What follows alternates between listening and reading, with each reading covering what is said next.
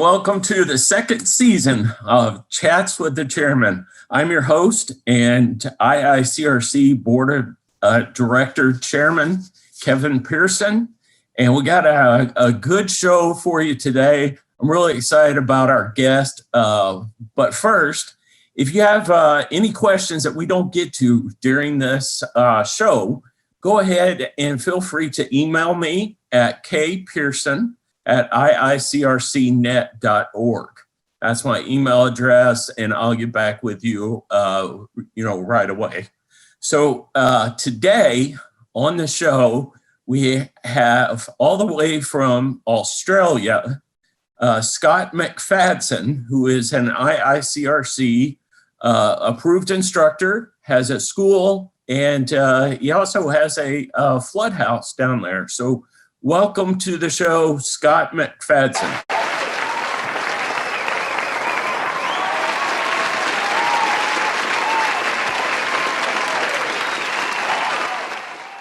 Hey, Scott, how's it going? Really good, mate. Really good. There you are. How are you? Hey, so they changed up the opening a little bit on me. What do you think? That was a pretty good. Looks good, mate. Yeah. It's a really good introduction.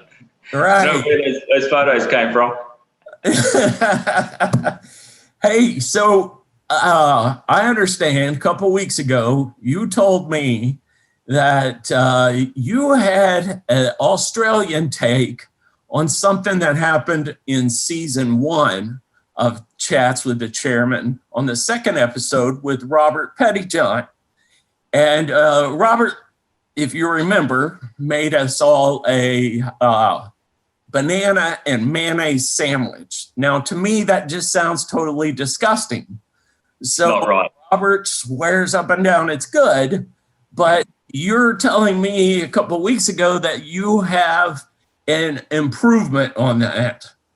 Well, yeah, a lot of my friends, they know that I love my bananas, mate. That I really do. And there's lots of photos sort of floating around the internet of me with bananas. Won't go into that one. But what I've seen of John Pepperner with that, what he did with that banana and that mayonnaise is just not right. So what I did for you is I made what I have is a banana sandwich. So I've gone a little bit further than him.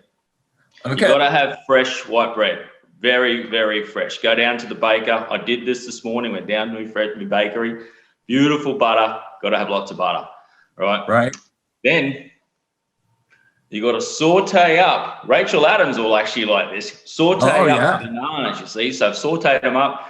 And what we've done is we put it with fresh butter and Australian blue gum honey. So straight out of the blue gums here in Australia, put that honey through it. And then, as you can see, I have a little bit of a collection of scotch. Put your favorite scotch in there, put that through as a saute, and then pour that over your banana and have a nice fresh scotch Glenfiddich. That sounds way better than some banana and mayonnaise sandwich. I got to tell you that why you put mayonnaise with bananas just doesn't compute. Right. I'm with you. I'm going to have to give this a whirl now that you told me the recipe. So next time we talk, I'll tell you what I think about it. So yep, you do that. You got to have you use your favorite scotch, mate. That's what you. Okay. I know you guys love your bourbons, but I love a bit of scotch, a bit of whiskey, and I have a couple of collections going. And some people collect cars and fast cars and motorbikes, and I've got a few collections of different types of scotches. And I like put that on me. Bananas, beautiful. Well, that's awesome, man. So a great way to start out season 2 here. So, but the show was originally designed to kind of tell people how all the volunteers maybe got into the IICRC, how your journey kind of started with IICRC, so that maybe somebody else just starting out and, is on the carpet cleaning truck every day, or they're out doing water damage jobs every day or mold jobs. They can say, hey, Scott did it, and look at Scott, so let's. If I can do it, anyone can do it. Tell me, Yeah, tell me how you kind of got into all this and became an instructor, and what you kind of do in IICRC. Well, how I got involved in the industry, starts way back in the mid 1990s, a bit like David Hodge, back in those sort of mid 1990s, and so about 25 odd years. I was actually born, into this industry. My dad he's sort of got a lot to. He's given me a lot over these years of training himself, and he's 71. He's still on the carpet cleaning wand. He loves it. But when I was born, the first couple of months, I was put into a crib onto a nightclub floor while my dad was cleaning carpets. That's how long he's been doing it for. But one of my first courses was with Tony Macaluso. So he's still an instructor for the IICRC. So we're going back, and Tony, I did the first course with him in the mid 1990s, and then after that, I did a course with the famous Steve Swan, and then after that, did further courses with other trainers like Chuck Patel, Chuck DeWalt, Rachel Adams, Jeremy Reitz. These types of David Hodge. I've been trained by the famous David Hodge, Joe Dobbins. I love Joe Dobbins. These guys I've been getting trained with over the years, and I really have a passion for the industry. I started off as a carpet cleaner, went into commercial cleaning, did all that, rental cleaning, trauma cleaning, and then and started being trained up by these trainers, and saw these guys are good. And I really enjoyed what they were able to portray to the students, and the way that they delivered things I really enjoyed.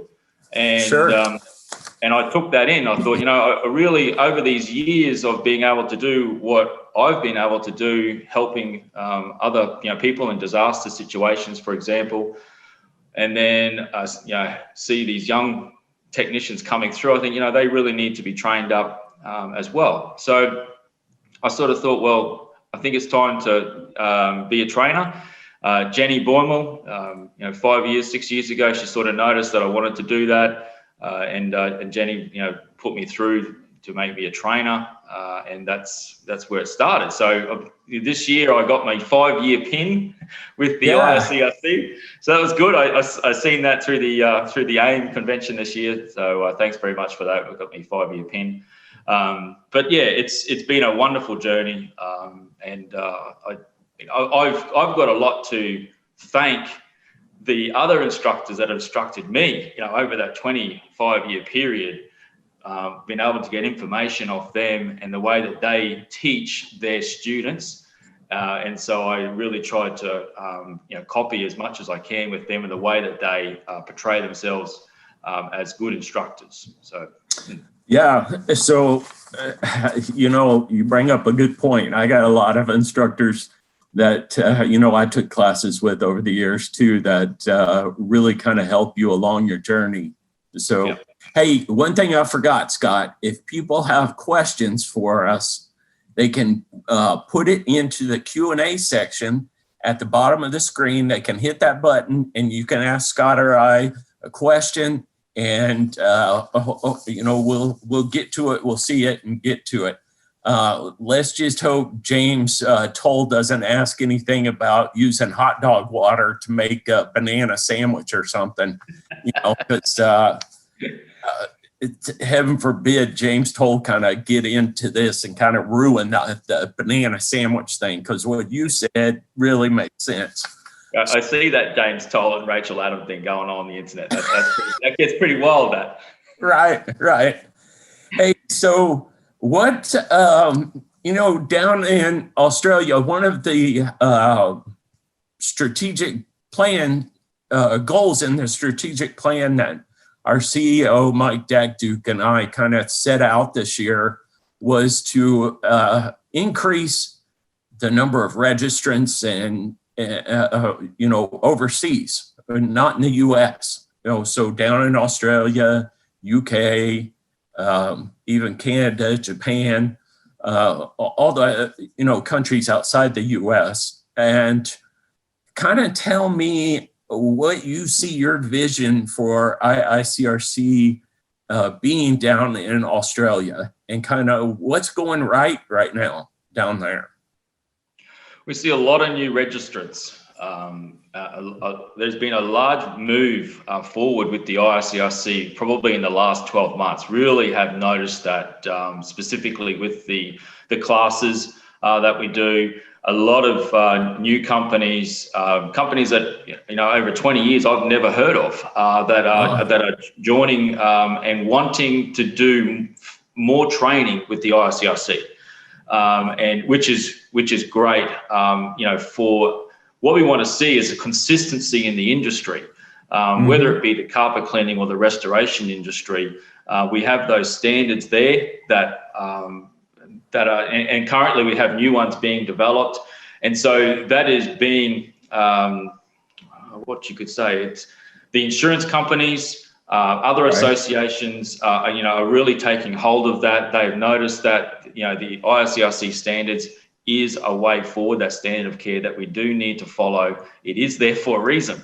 So because that is now being pushed by the insurance companies here in Australia and New Zealand, that they do want their contractors to have IICRC certification, which is great because we've now starting to see consistency in the industry. We're getting people out there being trained instead of just making things up. So, and now that we've got these standards being developed and being updated and reviewed, as you know, like I sit on the S500 consensus body. That's coming to its end. We're right at that pointy end of putting it back to ANSI. The S700, I sit on that committee with the fire. That's being developed right now. That's very exciting. Having these new standards being developed for fire remediation, and also sit on the S5, the 540, the second edition for the crime and trauma scene cleaning standards. And so these standards are being reviewed. We have new ones coming out, and the industry has noticed that. I think they've really taken a hold, and they go, yep, we do want to do professional and proper training for our technicians. And it's not just restoration companies and cleaners. We see a lot of building firms here in Australia, getting into just wanting to know what are the restorers doing that they're contracting to. They want to know what are we actually doing for them, which is good. We have more plumbers coming in to sort of see, well, what are these guys doing in these houses once these hoses burst? Right. We have a different group of contractors now starting to do IICRC training. That's interesting, and one of the things that we wanted to do to kind of further that down there is we went out and took the S500, the water damage standard, and the 520, the mold standard, and put in an application to Standards Australia to get those accredited with Standards Australia. That's exciting. So that would, get us down in the Australia, New Zealand arena and have standards down there that are specific to y'all. And that's a big deal, I think, to the Australian, New Zealand market, isn't it? Yeah, 100%. It's very, very important that we really try and push forward on that with the Standards Australia. Now that the IICRC and the RIA have conjoined together, and that's just been a wonderful thing. We have those two. We have this association now with the IICRC, and to go through with the Standards Australia to show the S500 and the S520 is the standards that we should be using for mold and for water is a beautiful thing, and I really hope that continues through. We don't want that to slacken off in 21. We had some groundwork done in 20, and I really, it's exciting times, really is. Hey, so Scott, how did you know you wanted to become an instructor? Was there like an aha moment for you that you go, oh yeah, I want to do that? Actually, yeah, it was, mate. Okay. I did. You sort of, you get to your point in your, I still run a restoration firm, and that takes a lot of your time up. But the guys that have got their own companies will know it's a lot of time, and you get to a point where you've got really great team members in your business that can take just a tiny bit of load off you to be able to look at something else. And I'm blessed to have a wonderful team here at where I am in my company, and it's allowed me to divert off and just put more time and volunteer specifically for standards. But also to be able to train these new guys that are coming through. I could see there was a need in the Australian and New Zealand industry for trainers that have still in the field, have been in the field and have been trained by very high-end trainers. And so still out there, not on the wand so much anymore, but still out there doing those large scopes and restoration projects. And so that really assists specifically with new technicians. You know, the younger guys that are coming through, they may not want to ask these questions to their bosses, but because I'm still a boss and I've still got technicians, they can ask me, and I can assist them with some of the problems they might not be able to ask someone else. Right. Yeah. I know whenever I own my restoration company, I liked going out on jobs. Even whenever you have guys that can do it, you still like kind of going out there every once in a while and crawling in the attic or the crawl space or whatever. Oh, mate, I tell you something. I just got off vacation. Okay. And I might have ate just a little bit too much while I was away. I got a couple more rolls around here, and a few more beers and whatever. Anyway, I come back yesterday. First job, I've got to go underneath the house. Now, this house is about 2.5 feet, so off the ground. My spleen was right up into my lungs, and I'm thinking, I'm getting too old for this. I've ate too much over Christmas time. But it gets harder as you get older to get underneath these houses, I can tell you. And then it gets harder, too, because the guys on your crew start giving you a hard time. That makes it exactly. Yeah, let's send the boss out to this job. I tell you, if I got to get up on the roof now, that's a funny sight, I can tell you. Right. Well, speaking of things you may be called, to understand that you have a couple of, you want to try to trip me up on a couple of Australian sayings or slang words or something. I don't know, you got them up your sleeve. You know us Aussies, we got a lot of slang. And if you look up in up in Google and look up Australian slang, there's hundreds of words. One thing Aussies do is we shorten things, we shorten words, so it's just a fast, let's just get through it so we can drink some beers afterwards, But so, like, tell me this, Kev. What do you think? What do you think this means? I'm going down to get a cold one. Well, you're going to get a beer. Very good. Ding ding. Okay. What about I love Akadaka? I got no clue. What's Akadaka? In Australia, that's what we call ACDC. Oh, okay. I had no clue. What about? I never came up when I was down there. Mate, ACDC, when you go over to America, they play it all over the place over there. You guys love ACDC. Yeah, we call it Akadaka. Akadaka. Okay. What about we're going to go down to the beach and chuck on some budgie smugglers? I feel like I should know this one, Scott, but I don't. You're going to have to tell me. Budgie smugglers, that's a pair of Speedos, mate. Oh. Okay? Yeah. And I'm going to tell you this sentence, and you tell me what this means, okay? A quick sentence to you. G'day, mate. I'm going down to the Billabong this arvo to have a sanger, a durry, go to the dunny, and have a slab of frothies. What do you reckon that means? I think you're going someplace to eat.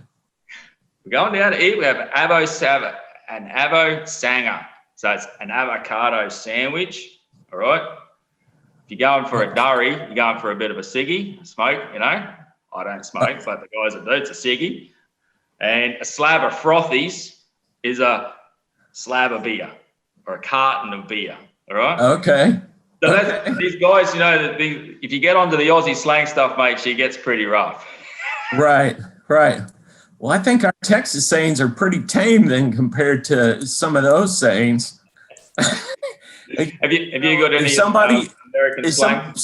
Yeah, somebody from the South, United States, Texas, Louisiana, if Joe Dobbins ever tells you, bless your heart, it's kind of a sarcastic thing. He does say that to me. Yeah, he does.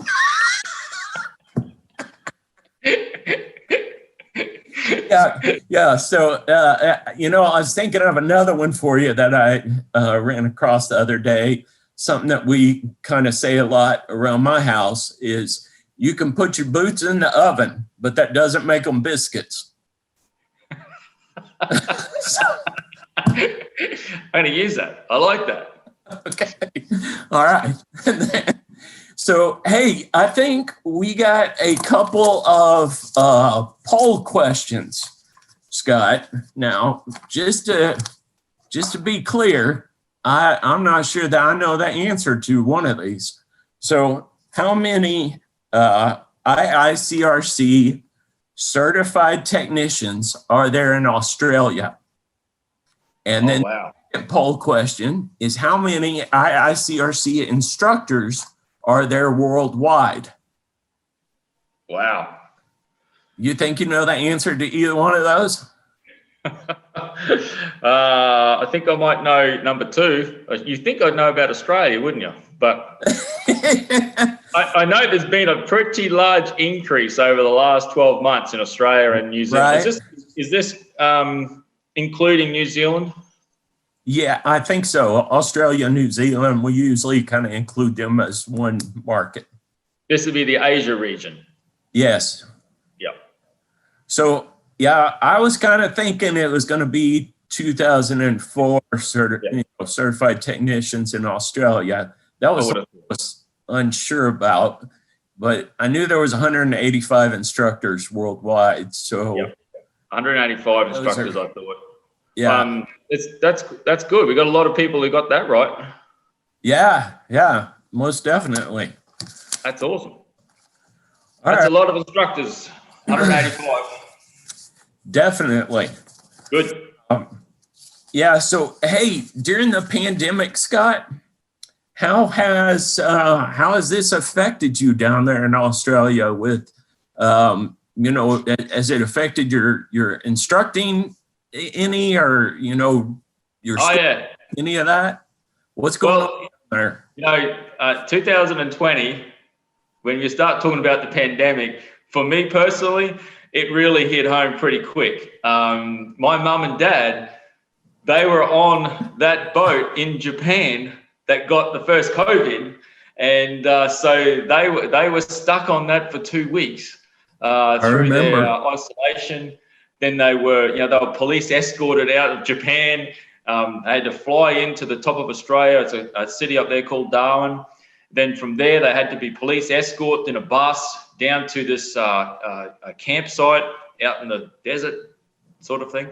Stayed there for another 2 weeks. Then they had the police escorted back over to Brisbane and then back up to Mackay. So their little trip, they were actually in quarantine for 4 weeks. It was that was my introduction to COVID-19 in last year. But for us at Coach 8, it's definitely changed the way we train. It was brilliant that the IICRC allowed the online training last year. We were pretty concerned about how we were going to be able to do this. This whole Zoom thing, I've only just started to do once the IICRC allowed us to do it. That was our first sort of introduction to it, and it took a little bit, to be able to how to do this online training setup. I can tell you, like David Hodges said before, it does wear you out. Looking at the video and the screen, it's a different way of training. We've had a very good uptake on it. Because Australia is a very large country. Think it's the size of America, right? With only 26 million people, 27 million people. So if you've got people sitting on the other side of Australia, they used to have to fly all the way over for a little, for a course. But now with the online, it's just opened that right up. And we have new technicians sitting on it from Japan, China, Malaysia. It's opened that right up into Thailand. We've now started to see new students from the IICRC in that top Asian region, which is really, really good. We have students now coming in from the north and south of New Zealand, which are able to, online. So it has opened up the area for the IICRC to be able to, get into those new areas that hasn't been there before so easily. So the online's been great. Yeah.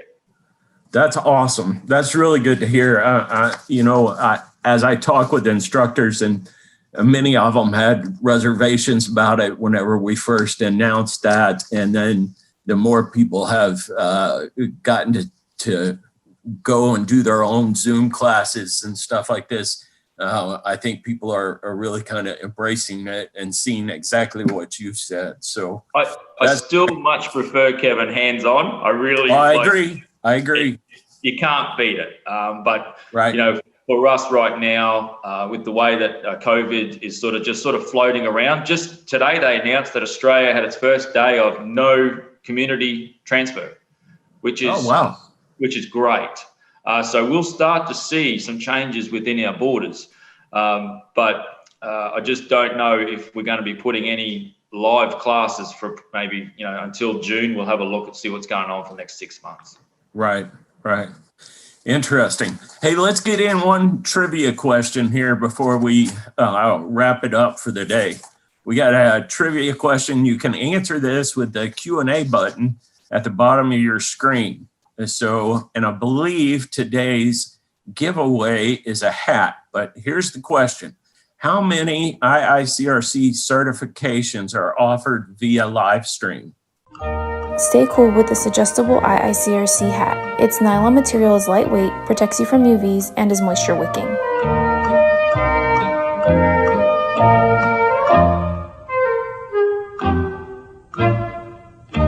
Hey, Kev.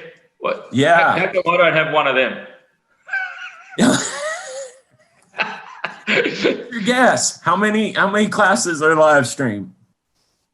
I think that it is 10. You're a little low. It's 16. And we do have a winner. So congratulations to Jessica. So this. Well done. Yeah. Well done. So there we go. We got some applause.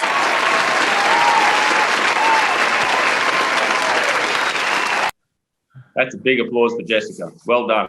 Yep. So, hey, Scott. So one last question before we go. Did you do any fishing on your vacation? You mentioned you just got back from vacation. I know you're a fisherman. I love to fish. I did, mate. Went on a charter for a day, and we caught some nice fish. But we did started to get smashed up by the taxman here in Australia that we call the shark, a taxman. They take our fish, So we got a lot of sharks started coming in. We did end up catching a couple of smaller ones that we could bring up and eat. But some of the big boys that were floating around the bottom of the boat, that would be. Yeah. So, but yeah, it was a really, really nice time, mate. We enjoyed it. Well, that's awesome.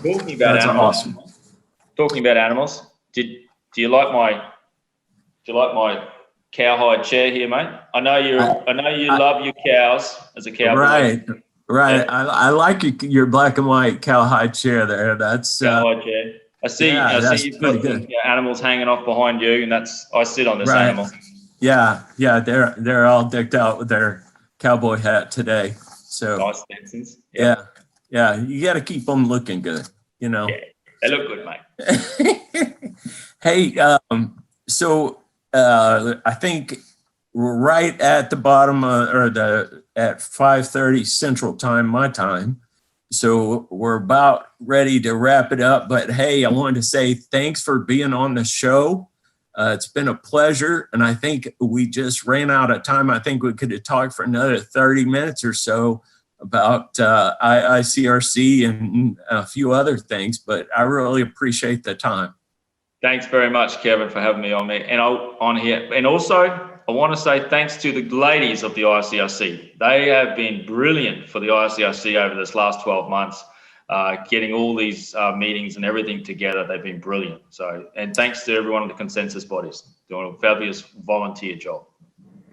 That's great. Yeah, you're right. The staff has done an excellent job, through all this, having to work from home some days and not and all that stuff. But that's a really good call. But thanks again for joining us. I really appreciate it. So thanks. Thank you. See you later.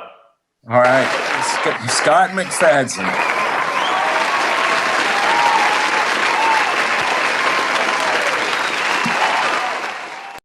All right, before we go, just want everybody to remember, as Scott and I were talking about the live streaming classes that we have. You can get with one of our approved schools and get a live stream class if you're looking for one. We also have the new AMRT is live stream until the end of April. And so if you're looking for an AMRT class, you can get that one until the end of April. And we just released the new S220 standard. And so if you're looking for that, you can get that at iicrc.org. So I am the chairman of the IICRC Board of Directors, Kevin Pearson, and I thank you for joining us. Make sure that you join us again next month. And our guest will be Lee Center from Canada. Thank you and have a good day.